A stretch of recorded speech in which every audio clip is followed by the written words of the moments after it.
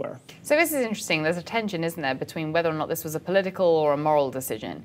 And, according to his aides, according to the New York Times, Schumer's been carrying around for the last 3 weeks a very dogged version of the deal. He's printed it out and he's been carrying it with him so he could mull it over. Kayvon, what do you make of this? Do you think that this is a moral decision by Schumer, or do you think that this is a bit more politically calculated? I think it's really difficult to speculate as to the intentions that he has here. I'm sure that it probably is a mix of both, but in the statement that he released, he focused almost exclusively on the merits of the deal, explicitly so, stating that that's what he wants to focus on. So my issue is that I feel like he just gets the merits of this deal patently wrong. He makes a series of what I would consider to be, or I think any objective observer would consider to be, truly maximalist positions, maximalist demands of Iran in this Joint Comprehensive Plan of Action, the JCPOA.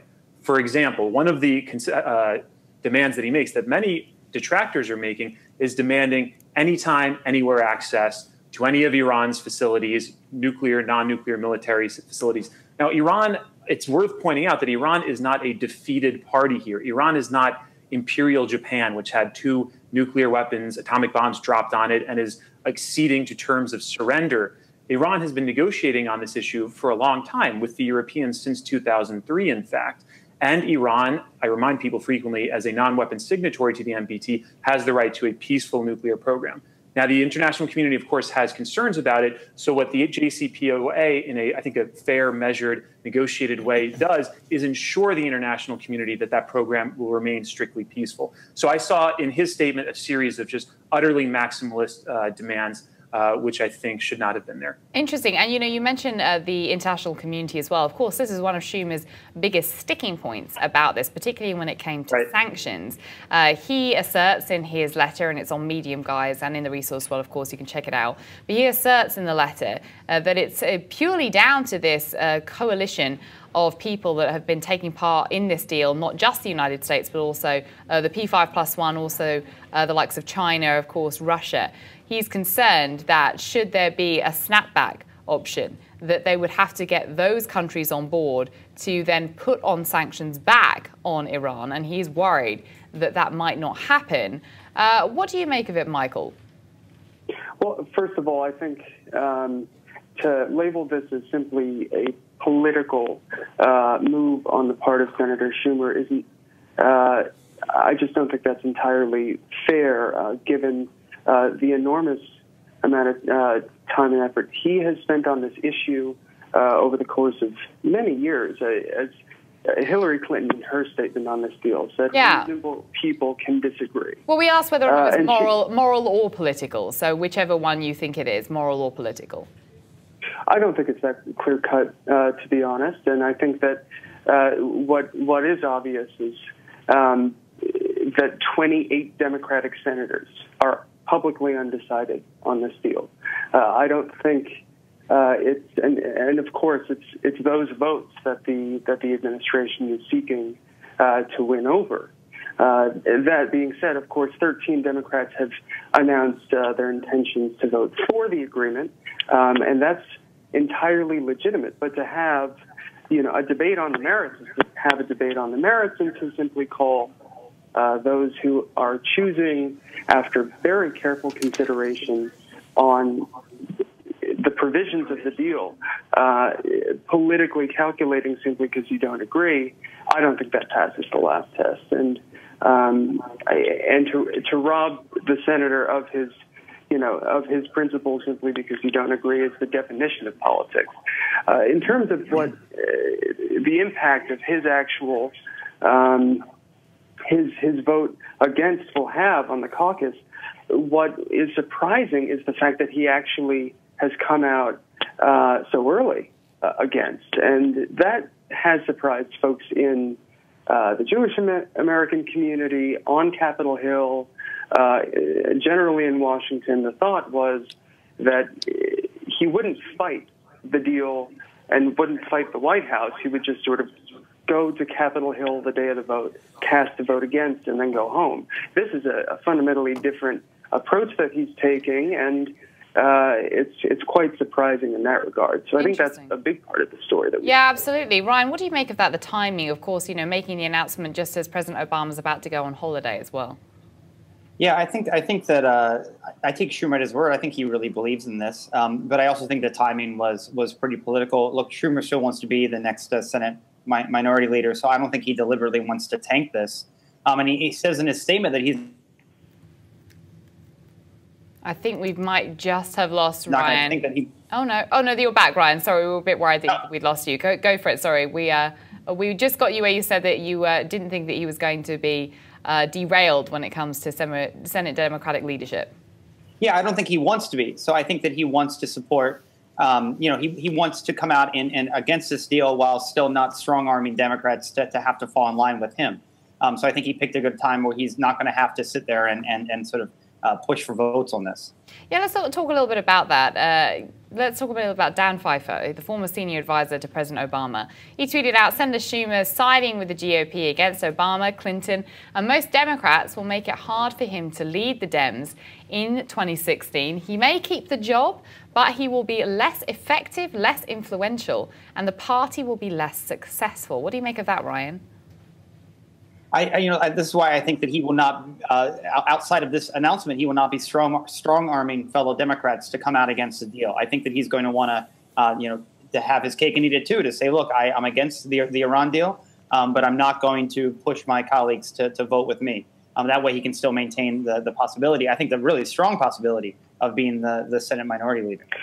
If I may just interrupt, he has come out with a statement on this, and he said that he would actually be pushing to have his colleagues vote with him against the deal.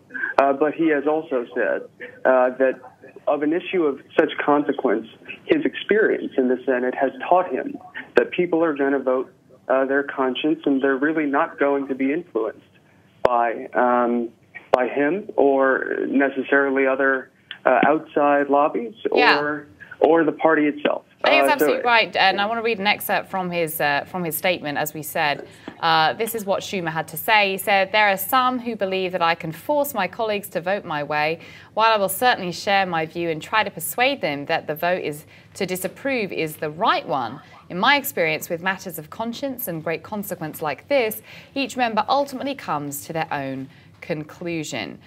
So, what do you make of that, Jamal? Is that his way of letting his colleagues off the hook? I think Schumer's treading a very fine line here because, I don't know the man. I don't know what is in Chuck Schumer's heart. I can't read his intentions as to whether this is political or policy.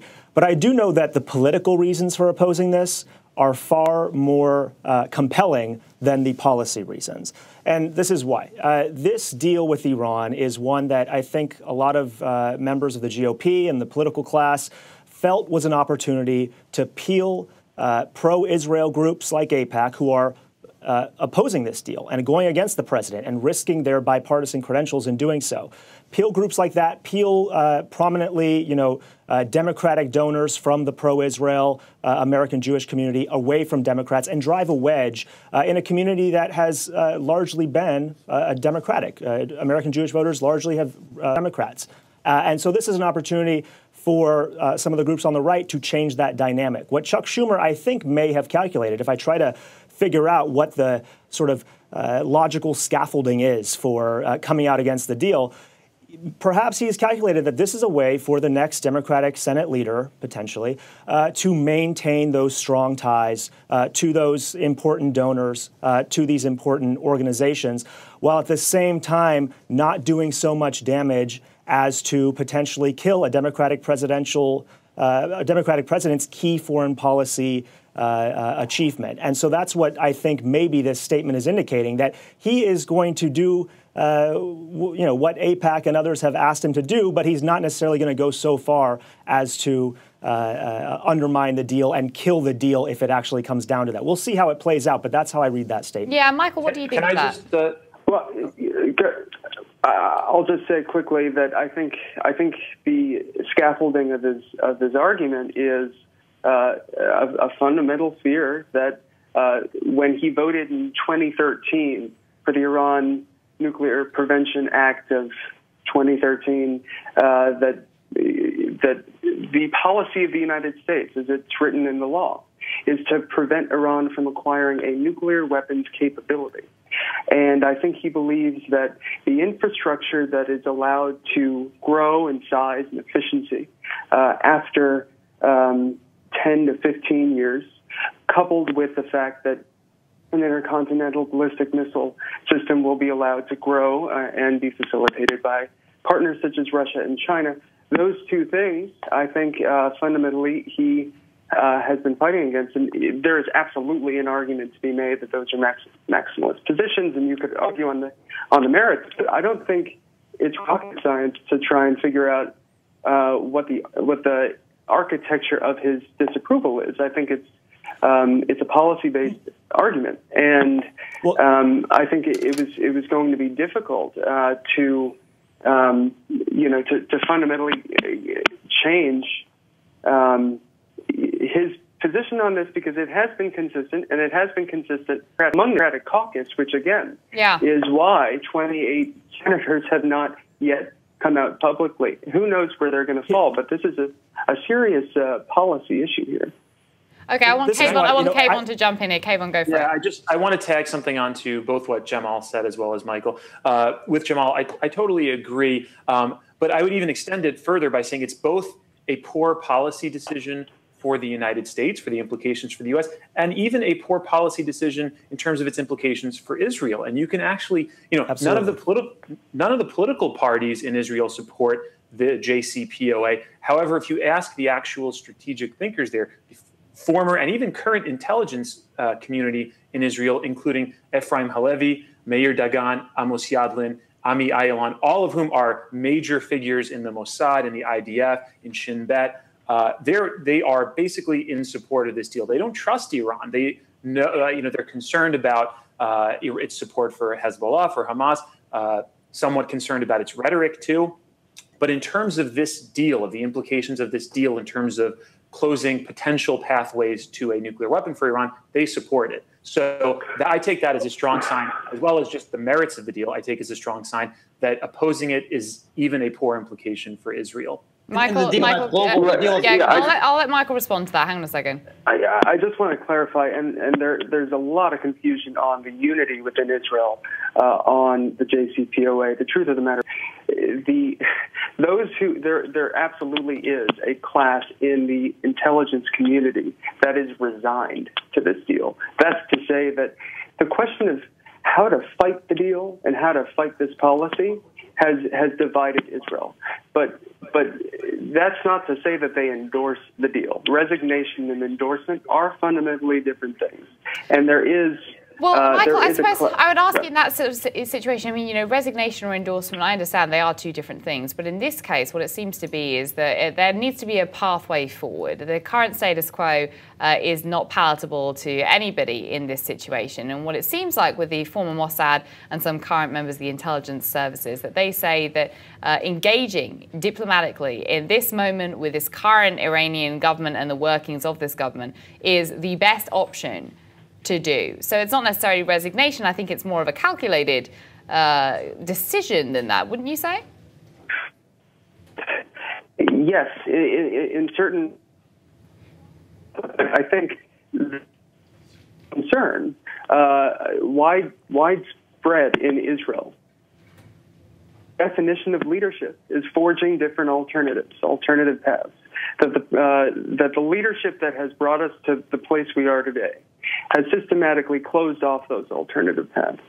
And it's similar to saying, I mean, there's a lot of comparisons to the Iraq situation back in 2003. But what they effectively say is, look, it's like saying to Democrats in 2004 or 2005 that you have to vote to fund our troops in Iraq because there is no alternative. And that's true, except that doesn't preclude those who disapprove of the policy.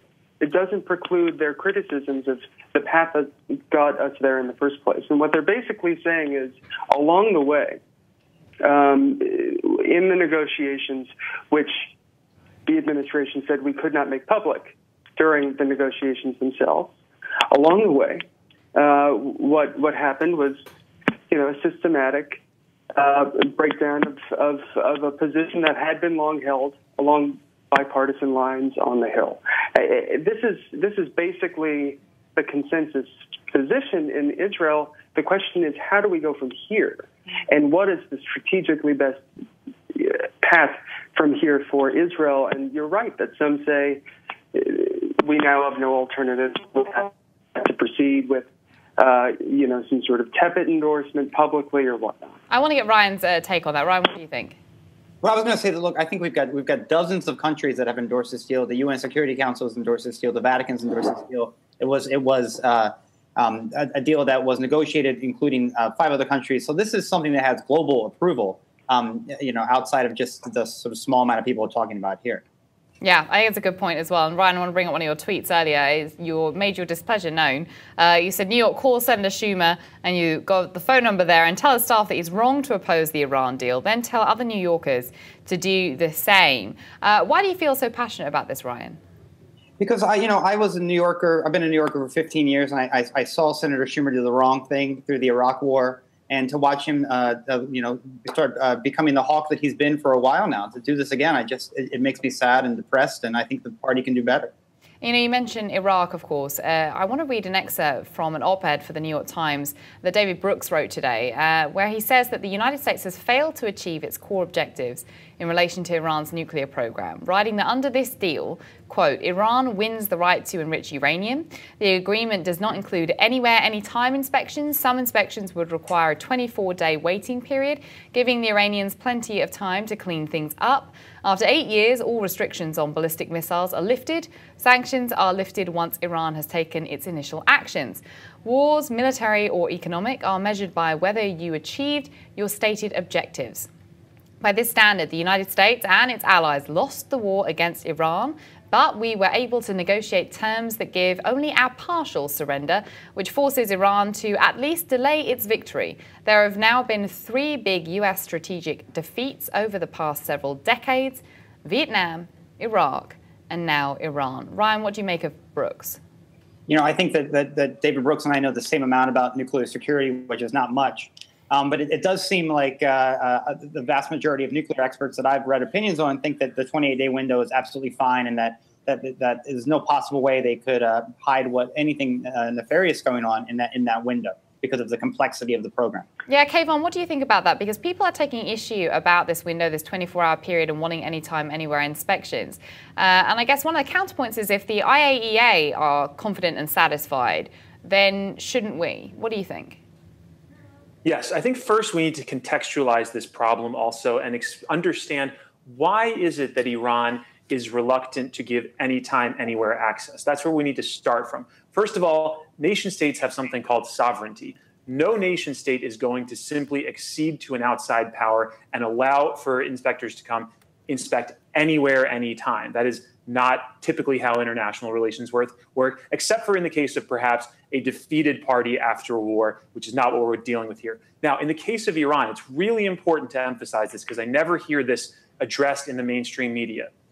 Iran's suspicion over anytime, anywhere access, its suspicion over access to its scientists, and its suspicion over access to its non-nuclear military sites is the manifestation of years of coercive actions, of targeted assassinations, of cyber warfare targeting Iran. We have to remember that there were at least 4 Iranian nuclear scientists, these are Iranian civilians, gunned down in the streets, assassinated, their lives taken away because they were working on this nuclear program. An Iranian military base was mysteriously blown up. I think it was 2011 or 2012.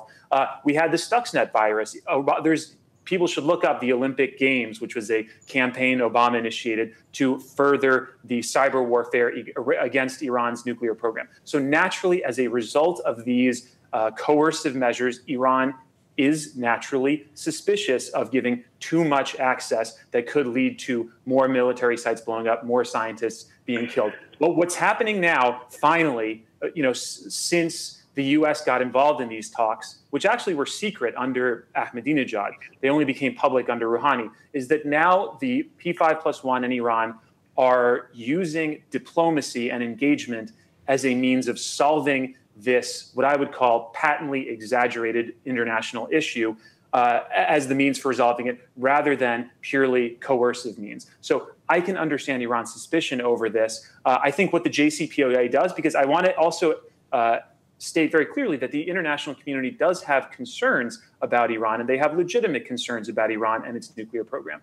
What the JCPOA does is set up a protocol which is able to essentially uphold Iran's right to a peaceful nuclear program while addressing the international community's concerns. There has to be compromise there. So anytime, anywhere, I think is not really compromise. Those are terms of capitulation. I think a 24-day window, and it has very clear protocols for this, where it goes to the IAEA Board of Governors, who can decide. It can even go to the United Nations Security Council to decide whether or not access is given. And I think this is a very fair compromise solution to a thorny international issue. Okay, well, you've only got about a minute and a half left. Okay. Jamal, I want to get your take on David Brooks. You know, he says that we've now lost the war against Iran. How would you respond to that? Well, if you viewed this as a war, then I think you are starting with the wrong question. This was a negotiation. I think that this is actually a strategic victory for the United States. This is an opportunity to change the paradigm. It has been like a war. It's been a zero-sum equation in which one side wins, the other side loses. What we managed to do was broker a compromise in which we did achieve our objective in the United States. Iran is not going to get a nuclear weapon. That has been codified. There are unprecedented mechanisms now in place to ensure that's the case. This is the most comprehensive non-proliferation regime and inspections regime ever negotiated. So that is a victory for us. I think David Brooks looks at this from the perspective that the Bush administration looked at the region with the same mindset that led to the Iraq War and the major strategic blunder, not just a defeat, but a blunder to start with, that was. And that's what informs that view. But I think that if we actually treat this as an opportunity, Iran doesn't get the bomb, we don't go to war, and now we actually have an opportunity to use diplomacy to address the other concerns that we may have with Iran. And this is an opportunity that we can explore.